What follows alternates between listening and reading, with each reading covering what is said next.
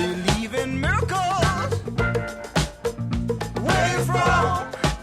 You sexy thing, you. I believe in miracles.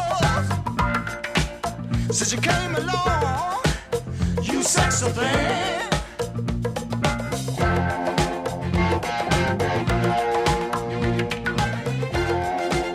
Where are you from, you sexy thing?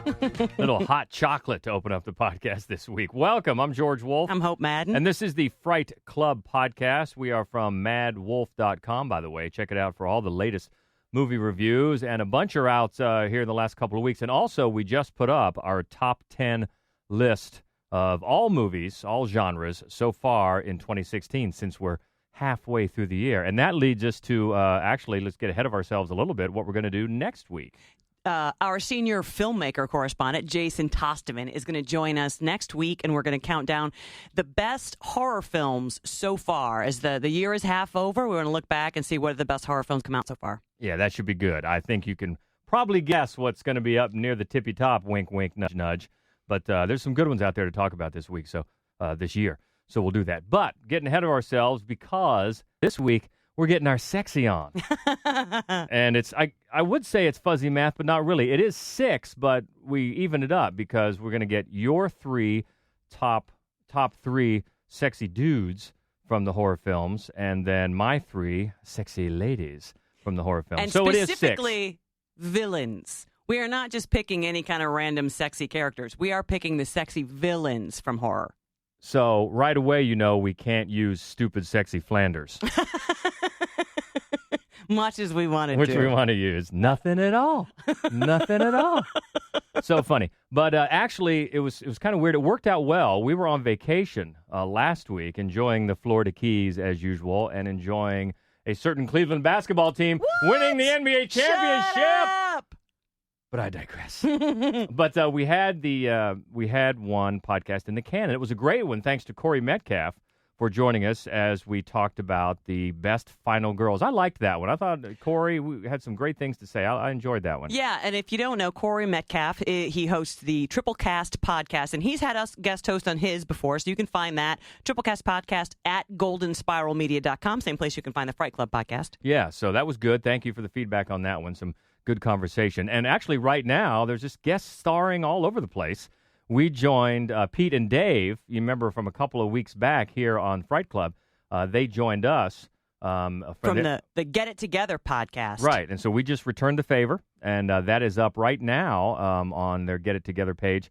And we talk about one of your faves, Sleepaway Camp. Loved it so much. And it's funny, you can, I guess I wasn't sure you could do really without scraping the bottom of the barrel, a whole podcast on just that movie. Oh, we totally could have. We probably could have talked for another 15 minutes. Probably. And is their thing that they do on Get It Together, they like to give advice to the characters, which was fun. Yeah, we had fun coming up with our little bits of advice, and there's plenty to choose from in Sleepaway Camp. Oh, my. So yeah, that was fun. Check that out. Thank you to Dave and Pete for having us on. Always love that little cross promotion. But yeah, we're getting our sexy on this week, and we've got some that we've got a few to mention that didn't make our final 3 cuts. Some good ones, both of us, and then we have the actual final 3 cuts. So where do we want to start? We want to talk about the under the radar that didn't make it. What do you want to do? Why don't we do that? You go. Okay. I finished with 3, but under the radar for my sexy ladies in the horror films, the villains. Catherine Deneuve in The Hunger. Sure, absolutely. You can't forget that. Yeah, I mean, no. She is just, really in any film, she's one of those actresses that just oozes it. And she's so just sensual. So sensual. And it doesn't have to be nude scenes or sex scenes. Mm-mm. You know, even the classic like Belle de Jour, which, deals with very sexual themes. There's not any hardcore stuff in there. But she's just sensual. Yeah, she is. That's a great way to, and of course that movie, anything to do with vampires is usually very sensual. And so that's a good one. Also, Rose McGowan from Planet Terror. Really? Yeah, Rose, she's got that thing sometimes going on. And she's not really a villain, though. She's kind of a hero. But I got to give you that. I mean, I'm not... The leg. Yeah, it's the machine gun leg that makes her super sexy in that movie. Yeah, the leg. So I guess maybe you could go with Jawbreaker. That wasn't a horror movie, but she was a bitch. All right. Also, from one of your faves, I know, from Ginger Snaps, Catherine Isabel. Yeah, who's also super hot in American Mary. Yeah. Exactly. So Catherine gets in there. And this is a stretch. just because she's one of my faves. Charlize Theron in Devil's Advocate. It's a crappy movie. And borderline horror. And I wouldn't. I mean, I know. she's not exactly the villain, but she's not. No, there is no good guy in that movie, so that's part of it. There's no good movie in that movie. No, there's not. But here's the thing, and here's how I'll give you a pass for that. Charlize Theron is the most attractive human being on the planet. She just is. She's pretty stunning. She's just a default, like, attractive Charlize Theron. Yes, absolutely. Yeah. So I'm going to give you a pass there. All right, thank you. Under the radar. And that gives us a chance, Devil's Advocate, to mention new movie out this week, The Neon Demon. Yeah. And Keanu Reeves is in it. And he doesn't suck. He does not suck. He doesn't. What? I know. It's amazing. And I've always said he really does. Every time you see a story about him, he seems like a great guy. Just in real life. He seems like a really good dude. Yeah. Not a good actor, No. but you know what? In The Neon Demon, we turned to each other and went, he's not sucking. He's not. So it's a wild movie, and if you want to check the review, Hope wrote a great review of it. It's up at madwolf.com right now. It's very interesting, very conversation starter. Not our favorite, but definitely worth checking out. All right, those were my 4 under the radar before the top 3. What do you got on the sexy dudes? Well, I mean, to match with your Catherine Deneuve, David Bowie, who is just sexy no matter what he does. Yeah, he's another ever. guy. He just has always kind of oozed it. Yeah, absolutely. And the thing is, as you know, I've got a thing about teeth, and I got a thing about crooked teeth. And David Bowie, he had them, boy. British teeth. But I didn't care. I love his teeth. And yeah, this is his sexiest movie by far. That's funny because before we got together, I really never noticed anyone's teeth. Mm-hmm. And then you started pointing it out. And now I notice all sorts of crooked teeth, and I don't dig it. So no, you're not a fan of crooked teeth. I don't understand. It's not like mine are straight, believe me. And I've got from being punched in the face. I've got wasn't me, by the way. I've got this one tooth that I had to saw off with a nail file. I really did because it was so sharp and it was cutting my lip. But I've had more than a few dentists say, well, that's just what we would have done, pretty much. Oh, yeah. So anyway, what I'm saying is I could be thought of as a dentist.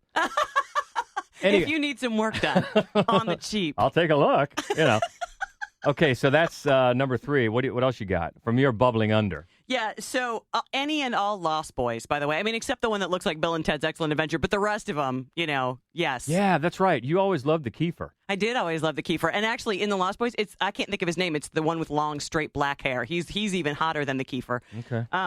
And then your whole slew of Scream villains. So they Skeet Ulrich, what a dreamboat he is. And then really, yeah, seems like it looks like kind of a punk to me. I'm good with punks.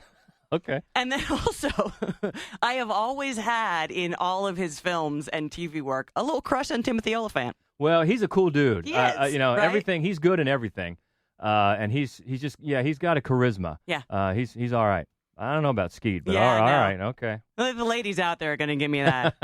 We all like Skeet. Okay. So those are the just under the radar, didn't quite make it. So some good ones there. Mm-hmm. And, 1 or 2 movies that are not too good, but most of them solid. All right, so we'll get to the actual meat of the order, the heart of the lineup. Am I going to start here? Yeah. Okay. This is one, and I included it I think it qualifies, but also I was glad that we get to talk about this movie because we never have before. And also this actress because we've never had before. Yes. And she's brilliant in all the things. But we want to just point out, the fact that she's on the list is a spoiler. That's right. We're going to talk about Silent House, and we're going to spoil it. So, if you have to do, cover your ears a little bit, we'll give you that fair warning. But anyway, my number 3 from 2011, Silent House with Elizabeth Olsen. Their ordeal lasted 88 minutes. Witness these true events in real time. Dad? What are you doing? I just thought I heard something upstairs. Daddy?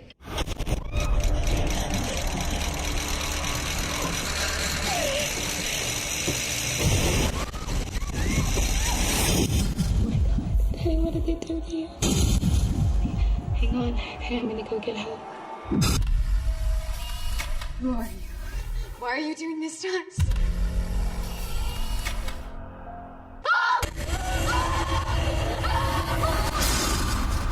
Now, I had to laugh because it fits right in with this conversation. When I went to watch the trailer on YouTube, I went down, as I always do, whatever I'm watching on YouTube, I always like to look at the comments.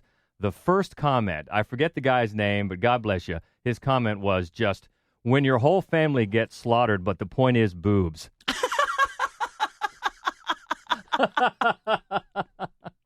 I'm like, all right. That's what qualifies here. She's rocking that tight white tank top and looking pretty good in the middle of all this carnage. But that doesn't, that has nothing to do with the fact that she's a very good actress. Oh, my God, she's amazing. She really she is had good. me at Martha, Marcy, May, Marlene. Oh, man. And in everything, actually. She's been in some movies that sucked, and she's always great. She's always great. If you haven't seen Martha, Marcy, May, Marlene, it's not a horror movie. It's got some really... It's weird. It's creepy. It's creepy, yeah. But check it out. She's great. Sarah Paulson's great. John Oh, my God, Hawkes. John Hawkes. Yeah. John Hawkes. If you haven't seen it, it's so good, and So she good. is so good in it. But you're right; she's always good. And this movie, it's a remake of the what is the original? It's I know it's a foreign film. Yeah, it's Gustavo Hernandez. I mean, it's the same. It's called The Silent House. I would just have to say The Silent House in Spanish. It's if you remember, its gimmick was that it's in real time. The events are happening in real time, about 86, 88 minutes, whatever. But it was one of those where they said it's one single shot, take. but Now it it's isn't. not. No. But you really go that all the way back to Hitchcock's The Rope. Yeah. Not The Rope. And they're shot in like 10-minute sequences, and then they're cleverly edited together. Right. So it does have the illusion of one take. But the deal is, she and her dad have this, they're not taking over, but they're staying in this house that's kind of been abandoned, so to speak. And pretty quickly, she hears a noise, dad disappears, and then she has to deal with 88 minutes of people stalking her in the house. And here comes the spoiler, headphones. If you don't want it. At the end, you find out that it's all a figment of her imagination. She was subjected to some very bad abuse and trauma in her childhood, and she's dealing with it in this way. And she becomes, that's why you said the villain, the fact that she's a villain is a spoiler. Yeah, she kills everybody. Yeah, so when your whole family is slaughtered, but the point is boobs. That guy, I should have got his name, pretty much sums it up. So, not the greatest movie. I thought it had me for a while. And then as it gets to that final reveal, it really starts to break down a little bit. I think so, too. But her performance is great. Oh, yeah. She definitely gets it. So that's my number 3 in the sexy villain ladies, Silent House, Elizabeth Olsen. All right, so you're up. You're number 3. I'm wondering if this one was a surprise to you at all, because he's certainly not your classically attractive actor. But my number 3 is Tony Todd as Candyman. Do I know you? No. But you doubted me. I'm sorry, I have to go. No need to leave yet.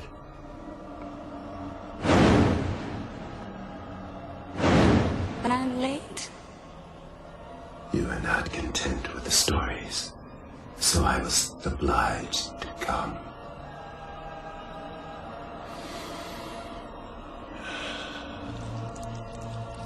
Be my victim. Be my victim. I am the writing on the wall, the whisper in the classroom. Without these things, I am nothing. So now I must shed innocent blood. Come with me. As a surprise, I don't think really it's a very seductive movie. His part is very, very seductive. That's part of the whole narrative, how he brings in Virginia Madsen characters in a seduction, really. Yeah, absolutely. So, no, I don't think it's a huge surprise. Because the thing is, and it's, so I can't say that I have a crush on Tony Todd outside of this film, although I'm a big fan of his. And the thing about it is, it's funny for me. I'm all about villains, as you know. I mean, the villain is always my favorite character. And on paper, this villain doesn't work, right? He's a Civil War ghost, and he's got bees in his chest and a hook for an arm. It's like there's no single thing that pulls him together. It doesn't make. But as soon as he starts talking, and that's, as you know, I like a man with a nice voice. All righty. That's the thing. It's like when he says to Virginia Madsen, don't fear the pain. The pain is exquisite. I was like, okay. Well, here's the thing. You know who was considered for this part before Tony Todd? Whoever it was that was wrong for the part. Certain Mr. Eddie Murphy. Oh, my God.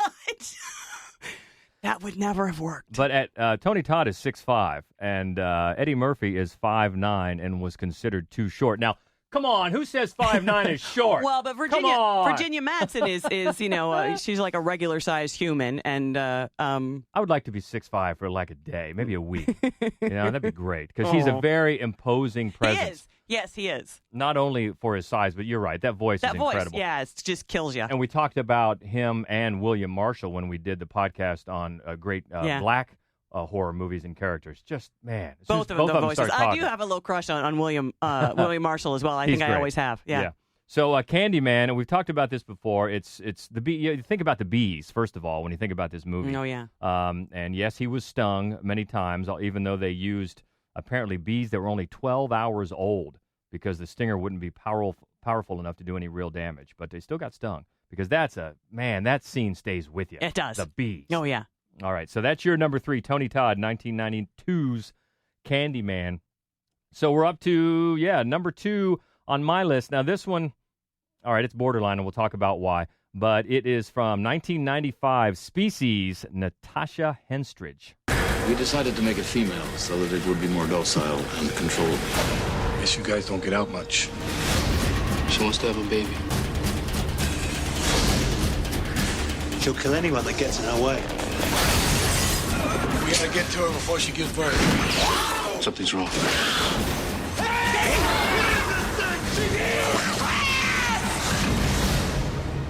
Oh, God.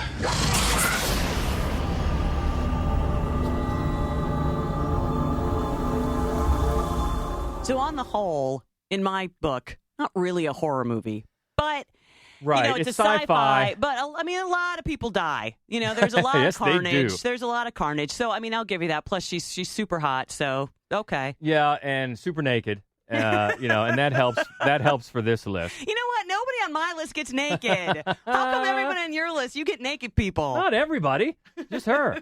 And I believe it was her first film. She had been a model before, which you can see why. And she's gone on to do a lot of films since then. A lot of bad movies. But the talent in this movie. I know it. Holy cow. Michelle Williams, Alfred Molina, Forrest Whitaker, Ben Kingsley. Holy cow. I know. In Species. You look at that supporting actor list, an actress list, you just go down the list. Oh, my, the talent there. Yeah. But the deal is, she is this alien life form looking to breed. And, of course, the hilarious part, you heard it in the trailer where they say, well, we bred female so it could be more docile, which I'm no doctor of biology, but in almost every species in the wild, the female is the more aggressive species. That's right. I mean, come on. We're the badasses. That's right. So I give you that it's not really a horror movie. But the funny thing is... Or a good movie. Or a good movie. I'm not arguing that point. But if you Google, as I needed some help in here, if you Google just like, sexy horror movie village, she comes up all the time. Oh, sure. So really sometimes the pool isn't that deep of this list, really, before you start getting to movies that aren't strictly horror movies. And this one really isn't. I'll give you that. But one cool thing about it, there's that memorable scene in this, I guess they call it the Nightmare Train, and that train was designed by H.R. Geiger. Wow. He designed that train, and not only that, but he kicked in 100,000 of his own large green ones because they didn't want to shoot that. The studio didn't because of the cost, and he chipped in $100,000 of his own money because he designed that Nightmare Train. Right. And you can see that it's got that really freaky look about it. It does. From the Geiger. But I found that very interesting that they didn't want to shoot it, and he went to the trouble of designing it. And, hey, I'm H.R. Geiger here. That's right. What are you doing? So he and that's definitely one of the high points of the movie. So that's my number 2, Natasha Henstridge from Species. All right. What's yours? Oh, this is one of your favorites, I think. Yeah, I can't imagine that this one came as a surprise to you in any way. So for me, number 2, Johnny Depp, Sweeney Todd. 15 years dreaming I might come home to a wife and child. Benjamin Parker. No Parker. Sweeney Todd now. I will have vengeance. I will have salvation.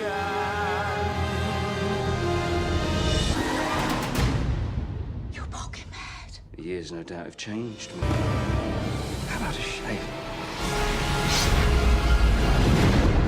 At last, my arm is complete again. I think it's just universally accepted that Johnny Depp is dreamy, right? I mean, And for me, Sweeney Todd is what Chocolat is for a normal person, right? It's the one there. He's the super hottest.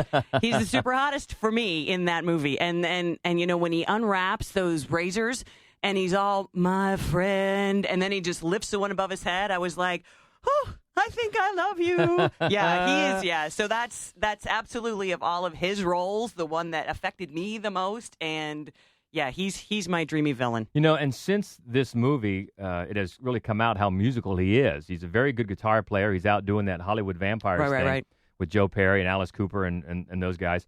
But really, this was the first. He said before this movie, he had never publicly sung in his life. He had starred, of course, in Cry Baby, but he lip synced. Yeah, he did in that. Mm-hmm.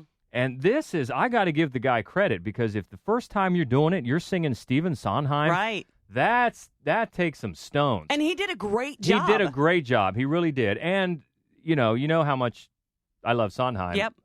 And he's notoriously picky about who does his things and what rights he gives. And so not only Johnny Depp, but Helena Bonham Carter had to get past his okay.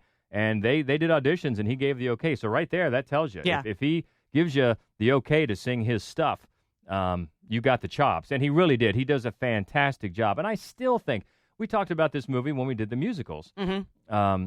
I think this movie is underrated, just by people in general. I do too, because it's not just the two of them, and both of them are outstanding, right? But Alan Rickman, oh man, Sacha Baron Cohen, yeah, the whole cast is really spot on, and also Tim Burton, he's made a lot of movies with Johnny Depp, and many of them are really brilliant. But he had a span there before he made Sweeney Todd of just self-indulgent dreck that's quirky for no good reason, and then they came back strong with this one, and his approach to this musical is, I thought, perfect, because as you know, I do not dig the musical. You don't. But I love this story, and I love this cast, and I think that what they did with it was awesome. Yeah, he really had great instincts here about how to present it. Now, it's funny, the character of Sweeney Todd goes back to 1846. Oh, yeah, it's one of the Penny Dreadfuls, older than Dracula. Yeah, and then for anyone familiar with the play, it won all sorts of Tonys, Best Musical Book and Score in 1979. It starred Angela Lansbury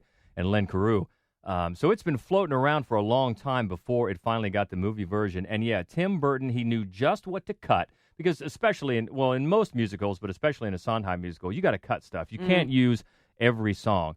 What he cut was fine, and also he bloodied it up. Yeah. He really did, and made it more of a horror movie, because he said, according to Tim Burton, he felt that everything was so internal to Sweeney Todd that the blood is like his emotional release, and so he thought the movie should have more of it. And he was right. Yeah, I really loved this movie. Yeah, agreed. Well done, and Johnny Depp is great in it. So one that we feel is just a little bit underrated. Yep. So check it out if you haven't. And that is your number 2, Mr. Johnny Depp. We don't want to ignore that he's in the news lately. No. I know you're heartbroken by that. We hope that it's not true, but we don't want to. No, we're not going to suggest for a second that a woman who's saying she's being battered is not telling the truth. It's just it's a tough situation for people who have been fans of his for years. So we hope it isn't true. But on the other hand, we support any. You know what I mean? And we don't. It's stupid for us to speculate because we don't know the details. No, couldn't possibly. We certainly don't discount her accusations, because, as you said, you don't want to discount anybody that does that. But it will, I imagine, be worked out. And we're not talking about that. We're talking about a performance in Sweeney Todd. All right, that's your number 2. So we go right to the tippy top. And I know this one for me, my number 1, no surprise. No. You knew this probably yes, before. Yes, I did. I knew this from the stand-up cutout that used to be in our basement. My brother gave me that. Salma Hayek from Dusk Till Dawn. And now, for your viewing pleasure, the mistress of the macabre, the epitome of evil, the most sinister woman to ever dance on the face of this earth. Fight this! Lowly dog, bow your head. Kneel and worship at the feet of Santanico Pandemonium.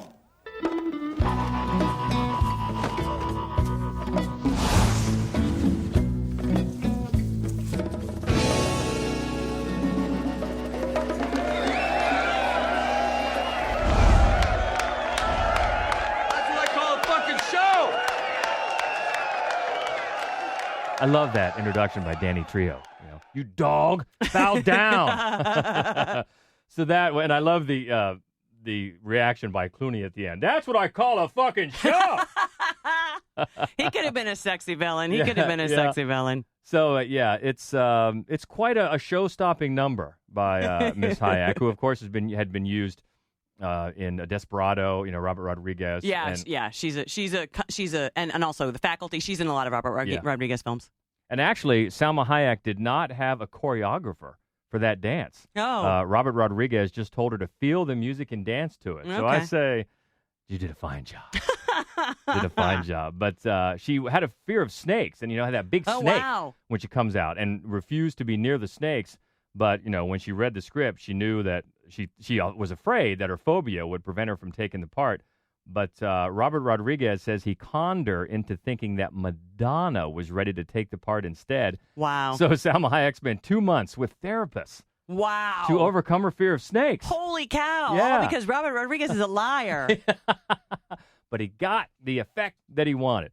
So that, that movie in general, it's got a lot of cool things about it. It's kind of cheesy. It's campy fun. It's campy fun, exactly. Especially when the whole thing, after she does her dance and has everyone, especially Tarantino, the actor who,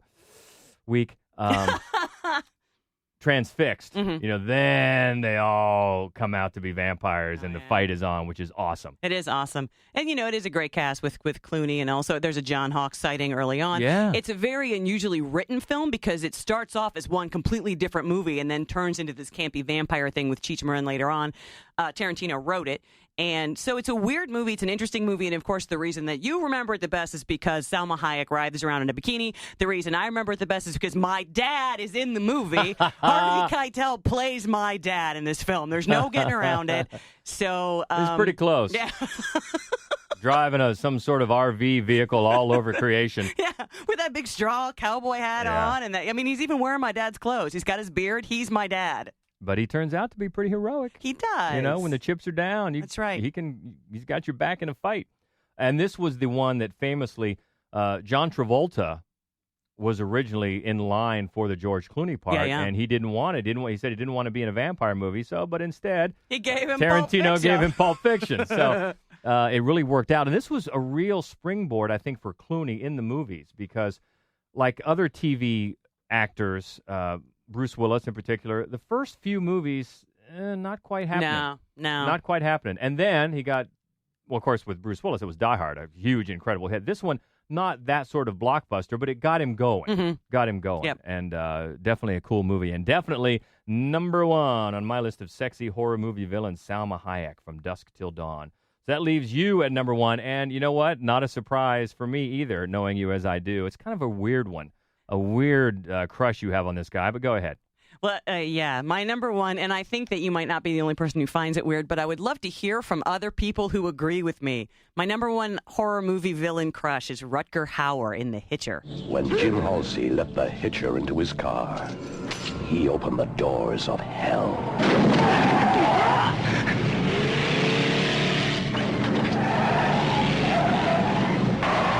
What do you want? I want you to stop me. I remember when we were first dating that this came up, and you seriously thought it was like really wrong-headed, like you just were baffled by that, like Rutger Hauer. And I think you even said that. You said, Blade Runner, and I'm like, well, the one where he cuts off that guy's finger and lets somebody eat it like a French fry. Remember that one where the judge did for Jason Lee and the two trucks going? No, that's the Rutger Hauer I dream of. I would have thought C. Thomas Howell. No, I agree. I mean, this was one that threw me. I mean, I knew when we first met that you loved the Duran and the Duran, which, was understandable. I was used to that. But yeah, Rutger Hauer, that was a little different. And do you realize that he has a book? No. Rutger Hauer, yes. It's called All Those Moments. Wow. Got to be looking that up. Yes. And I guess in the book, he discusses that the producer of The Hitcher settled on Sam Elliott for the role. Oh, my God. Yeah. I think I probably would have had, because I definitely have a crush on Sam Elliott. And Rutger Hauer says that Elliott was so scary when he came into audition that the producer was afraid to go out to his car afterward. Wow. So Elliott had the role, but then got a scheduling conflict and had to back out. So went to Rutger Hauer. Wow.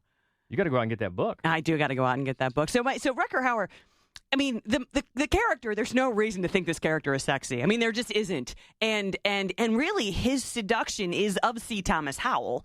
And he's a bad man. Bad man. But he's got those, and I'm not even, you know what? I don't even like blondes. But he's got, he's got a great look. I mean, I had been harboring a crush on him since Blade Runner. Absolutely. And yeah, for some reason, this one was the push over the cliff for me. I don't know. I don't know that I could really define it because it's not like he's a vampire. It's not like there's a chance that he isn't just going to cut me into tiny pieces and feed me to dogs. Yeah, he totally is going to. Or, again, chain me to two different... I know, right? Yeah, he's a bad man. But I have, yeah. And, you know, and I've always liked Rutger Hauer because he brings such a sort of, frenetic... bad weirdness to everything that he's in, which I admire, and because he just infuses every film with this just shock of weird chemistry. And then he was in Buffy the Vampire Slayer with Paul Rubens, another absolute hero of mine. And even though I certainly don't still have a crush on. He's not aging super gorgeously, right? But he's aging pretty well. How about with a shotgun? How much did I love that movie? Yeah. And if I can say, so the film Minotaur is terrible. It's a terrible, terrible movie, right? But Rutger Hauer, Tony Todd, and Tom Hardy are all in this movie together. So it's like they hit my crushes for every decade. It's perfect.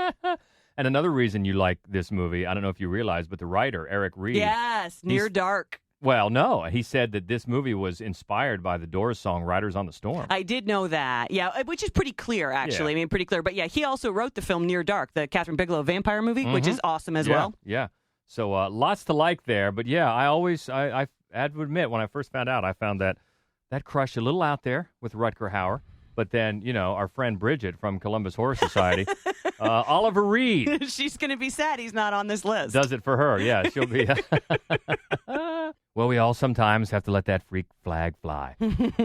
Yeah, so that's our countdown, our top 3 each of sexy horror movie villains. That's right. Who did we miss? Who did we miss? I got to think on your list, people are going to knock you for not having any Hammer horror vixens in there. I got to think that's going to happen. Well... You're your bag, though. They're not your bag. Right. They really are not. You're much more of a Hammer Hammer fan than I am.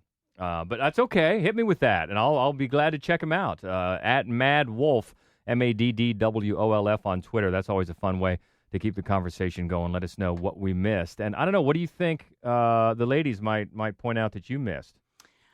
You know what? That's a good question. I'm not 100% sure, actually. I have the feeling... Oliver Reed, absolutely. I have the feeling that I may crush on villains more than the average female, but I could be wrong about that. All right, well, we'll find out. Tell me what I missed. Some vampires. I bet there's some... Christopher Lee. Somebody's going to say Christopher Lee. Oh. And I totally have a crush on Christopher Lee. No question. No, here's the one. I remember back when it came out, my mom thought Frank Langella. Dracula. Well, he's such a good actor, too. He is. Such a great actor. And back then, he had the big flowing locks, He and he had his open shirt. Oh, yeah. He did. Yeah, so hit us up on Twitter. Again, thanks to Dave and Pete, the Get It Together podcast. We guest star right now and talk about sleepaway camp, so you can check that out.